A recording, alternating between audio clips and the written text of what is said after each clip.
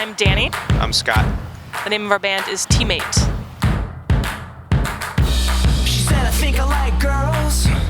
I said, I do too. This song is more of a reflection of looking back at that moment, and like the happiness in the song and the upbeat music is more of like a celebration of how we feel about where we are now. But at the time, it was definitely a heavy, kind of heartbreaking thing.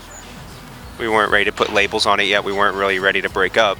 And so even after that moment of like where she came out, or I think we stayed together for like another year trying to like, well, let's just see what this is, if this, and it was a hard time.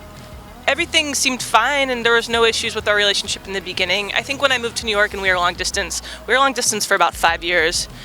When we moved in Pittsburgh, I guess we were having a hard time kind of just being a couple, yeah. And it wasn't, I guess, until we moved in together where it kind of all made sense to me, and that's when I just couldn't keep it a secret any longer. Not that it was a secret, I couldn't keep it in any longer.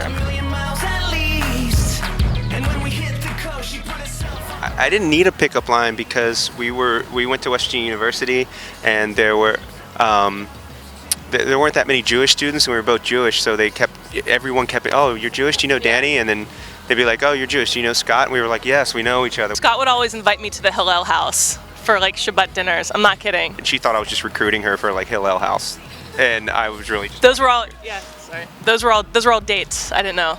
Yeah, those great dates.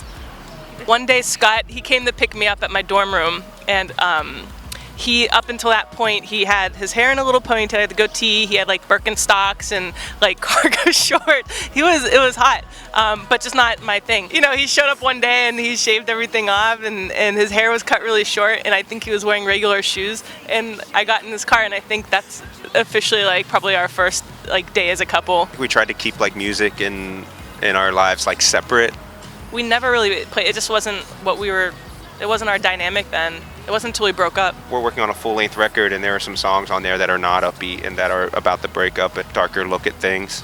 If you strip away some of the happy, upbeat production, there's some some twisted, dark lyrics somewhere in there. So, I mean, a lot of it's very confessional and very autobiographical.